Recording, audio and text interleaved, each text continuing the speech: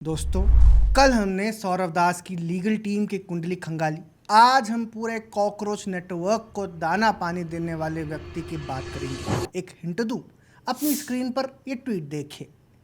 आखिर कौन है ये व्यक्ति जो सौरव दास के लिए इतना चिंतित है? दोस्तों, अगर कल का वीडियो देखकर आपको लगा था कि ये कहानी केवल इंटरनेट फ्रीडम या केजरीवाल की फिल्म तक सीमित है, तो आज आपका सर चकराने वाला है, क्योंकि ये कहानी इकोसिस्टम के हर प्यादे तक जाती है। आप बस ये वीडियो देखते रहें और पैम्फलेट को सब्सक्राइब करना ना भूलिएगा। दोस्तों, पिछले कुछ दिनों से हम सौरव दास के नेटवर्क की अलग अलग लेयर्स को समझने की कोशिश कर रहे हैं, और अगर आपको लगता है कि कहानी सिर्फ इतनी है कि सौरव दास कौन है, तो शायद कहानी का सबसे अहम हिस्सा अभी बाकी है। क्योंकि सौरव दास का एक और कनेक्शन सामने आया है, एक ऐसी अमेरिकी फाउंडेशन के साथ जिसका नाम है ठाकुर फैमिली फाउंडेशन, यानी TFF। दोस्तों, TFF पर अधिक जानकारी के लिए आप इन्वेस्टिगेटिव जर्नलिस्ट विजय पटेल की रिपोर्ट्स भी पढ़ सकते हैं। उन्होंने इस पर काफ़ी रिसर्च की है। उनके ट्विटर थ्रेड की लिंक आपको नीचे डिस्क्रिप्शन में मिलेगी।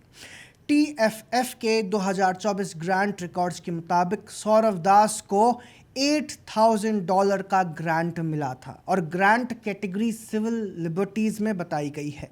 फाउंडेशन के रिकॉर्ड्स में सौरव दास 2024 के ग्रांट रेसिपिएंट्स में साफ दिखाई देते हैं।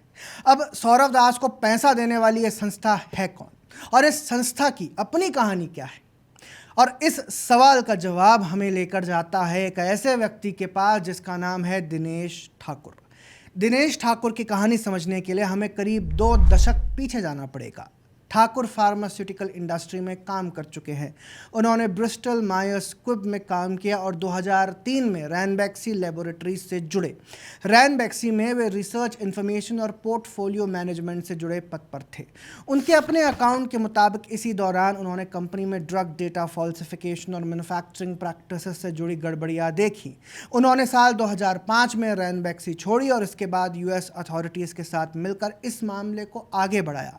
इसके बाद चली करीब 8 वर्ष की लड़ाई का नतीजा 2013 में सामने आया। रैनबैक्सी ने US में मल्टीपल फेलेनी चार्जेस पर गिल्टी प्ली किया और क्रिमिनल तथा सिविल एलिगेशंस को रिजॉल्व करने के लिए $500 मिलियन का सेटलमेंट अग्री किया। दिनेश ठाकुर को विसल ब्लोअर रिवॉर्ड के तौर पर लगभग $48.6 मिलियन मिले। यानी दिनेश ठाकुर कोई रैंडम व्यक्ति नहीं है। ये इंडियन फार्मास्यूटिकल इंडस्ट्री के सबसे चर्चित विसल ब्लोअर केसेस में से एक के केंद्र में रही हैं। लेकिन अब यहाँ से कहानी इंटरेस्टिंग होती है। रैनबैक्सी एपिसोड के बाद ठाकुर का फोकस सिर्फ उस एक कंपनी तक सीमित नहीं रहा। वे पब्लिक हेल्थ, ड्रग रेगुलेशन और मेडिसिन की क्वालिटी पर लगातार बोलते और लिखते रहे। उनकी अपनी वेबसाइट पर भी उनका फोकस सेफ और इफेक्टिव जेनरिक मेडिसिन तथा ड्रग रेगुलेशन पर दिखाई देता है। और इंडियन फार्मास्यूटिकल सेक्टर को लेकर उनकी आलोचनाओं को समझने के लिए एक दिलचस्प रेफरेंस मिलता है जर्नलिस्ट सुचिता दलाल का। जी हाँ, वही दलाल, हर्षद मेहता केस वाली सुचिता दलाल।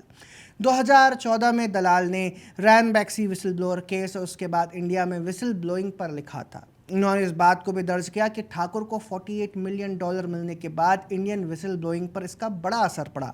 लेकिन सुचिता दलाल और दिनेश ठाकुर का कनेक्शन सिर्फ किसी आर्टिकल तक सीमित नहीं है। मनी लाइफ फाउंडेशन, जिसे सुचिता दलाल और उनके पति देवाशीष बसु ने स्टैब्लिश किया था, उसके RTI सेंटर को दिनेश ठाकुर की फंडिंग से सपोर्ट मिला। मनी लाइफ की अपनी रिपोर्ट में दलाल ने ठाकुर को फाउंडेशन के बेनिफैक्टर के तौर पर एक्नॉलेज किया था। यानी यहाँ एक और लेयर सामने आती है। ठाकुर पहले से ही इकोसिस्टम के पुराने चावलों को फंड करते आ रहे हैं। और यहीं से हमें वापस आना है सौरव दास पर, क्योंकि जिस दिनेश ठाकुर की प्रोफेशनल हिस्ट्री इंडियन फार्मा और ड्रग रेगुलेशन से जुड़ी रही है, उसी दिनेश ठाकुर की फाउंडेशन आज journalists, researchers, civil society organisations और पब्लिक इंटरेस्ट प्रोजेक्ट्स को ग्रांट्स देती है।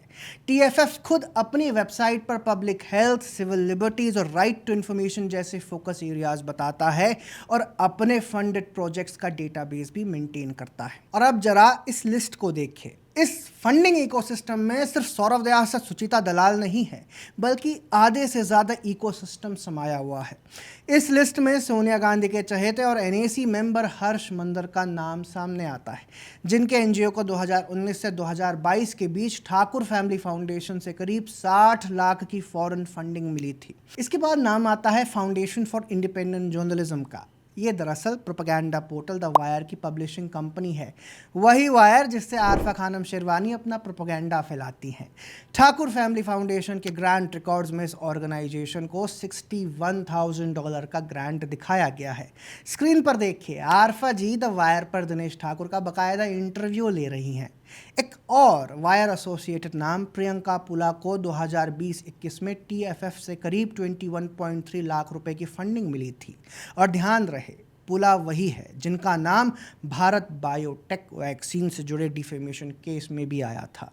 यानी जो लोग दूसरों को गोदी मीडिया और खुद को इंडिपेंडेंट मीडिया कहते हैं, उन्हें विदेशी चंदा लेने में कोई शर्म हया नहीं आती। इतना ही नहीं, द हिंदू की रिपोर्टर मैत्री पुरेचा का नाम भी ठाकुर फैमिली फाउंडेशन के ग्रांट रिकॉर्ड्स में मिलता है। इन्होंने जंतर मंतर में सीजीपी प्रोटेस्ट को काफ़ी अच्छे से कवर किया था। उनके नाम के सामने 1911 का ग्रांट दर्ज है, जिसे पब्लिक हेल्थ कैटेगरी में दिखाया गया है।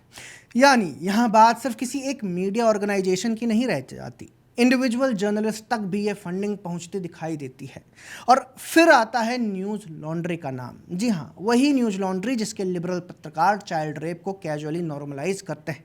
एक संस्था है टॉक कंटेंट सॉल्यूशंस, जिसके डायरेक्टर्स का कनेक्शन न्यूज़ लॉन्ड्री के डायरेक्टर्स से बताया गया है। अभिनंदन शेखरी भी इसमें पहले डायरेक्टर रह चुके हैं।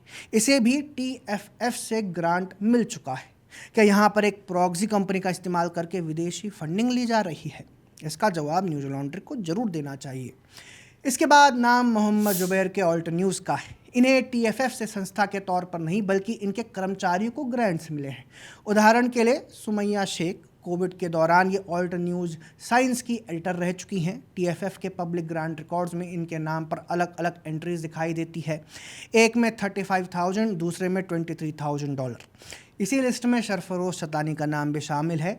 ये भी ऑल न्यूज़ में साइंस राइटर का काम कर चुके हैं। टीएफएफ के रिकॉर्ड्स में इनके नाम पर भी अलग अलग ग्रांट्स दर्ज हैं।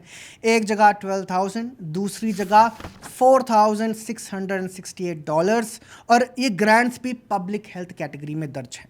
लिस्ट यहीं खत्म नहीं होती। कॉन्फ्लुएंस मीडिया, उसके director Prashant Reddy, Scroll Media, National Law School, ADR जैसे इलेक्टोरल डेटा ऑर्गेनाइजेशंस हर नोट को खींचे तार उसी एक जगह जाकर जुड़ता है, टीएफएफ और दिनेश ठाकुर। इकोसिस्टम को तो ये फंड करते ही हैं, लेकिन राष्ट्रीय सुरक्षा के मुद्दों पर भी इनकी फंडिंग की छाप दिखती है। टीएफएफ के ग्रांट रिकॉर्ड्स में मुस्तफ़ा एमएच का नाम भी मिलता है, जिन्हें सिविल लिबर्टीज़ कैटेगरी में ग्रांट रेसिपिएंट दिखाया गया है। और यही मुस्तफ़ा जम्मू कश्मीर से जुड़े एक महत्वपूर्ण पीआईएल में पेटिशनर थे। इस पीआईएल में Jammu and Kashmir public safety act 1978 के सेक्शन 18 के कॉन्स्टिट्यूशनल वैलिडिटी को चैलेंज किया गया था। सेक्शन 18 प्रिवेंटिव डिटेंशन की मैक्सिमम पीरियड से जुड़ी है। इसके तहत कुछ मामलों में डिटेंशन को 2 साल तक बढ़ाया जा सकता है। यानी मामला सीधे J&K में प्रिवेंटिव डिटेंशन के कानून और उसके कॉन्स्टिट्यूशनल वैलिडिटी से जुड़ा था। आखिर दिनेश ठाकुर कश्मीर से जुड़े लोगों को क्यों फंड कर रहे हैं? कल हम जिस व्यक्ति की लीगल टीम और कनेक्शंस की बात कर रहे थे, आज उसी सौरव दास का कनेक्शन हमें इस पूरे फंडिंग इकोसिस्टम के बीच में दिखाई देता है। सौरव दास अकेले नहीं हैं, उनके पीछे एक फाउंडेशन है। उस फाउंडेशन के पीछे दिनेश ठाकुर हैं, और उसी फाउंडेशन के ग्रांट रिकॉर्ड्स में एक के बाद एक ऐसे नाम सामने आते हैं जो इकोसिस्टम के जाने पहचाने लोग हैं। सवाल ये है, एक ही फाउंडेशन इतने अलग अलग लोगों और ऑर्गेनाइजेशंस को लगातार फंडिंग क्यों दे रही है? उसका सिलेक्शन क्राइटेरिया क्या है? किन मुद्दों को प्रायोरिटी मिलती है? और क्या इन अलग अलग ग्रांट्स के बीच कोई ब्रॉडर स्ट्रेटेजिक कनेक्शन है? क्योंकि एक दो नाम होते तो हम इसे कोइंसिडेंस कह सकते थे, लेकिन जब एक ही फंडिंग सोर्स से media, civil liberties, public health, RTI, research और इलेक्टोरल डेटा इकोसिस्टम तक अलग अलग कनेक्शंस दिखाई देने लगे, तो कम से कम फंडिंग ट्रेल को इन्वेस्टिगेट करना तो बनता है। और इस पूरी कहानी में सबसे इंटरेस्टिंग बात यही है, पैसे की ट्रेल बार बार एक ही जगह लौटती है, ठाकुर फैमिली फाउंडेशन। तो दोस्तों, इस पूरे मुद्दे सौरव दास से लेकर ठाकुर फैमिली फाउंडेशन तक, इस पर आपका क्या कहना है कमेंट सेक्शन में ज़रूर लिखें। ऐसे ही अन्य वीडियोस के लिए कृपया पैम्फलेट देखते रहें और हमें सब्सक्राइब करना ना भूलिएगा। धन्यवाद।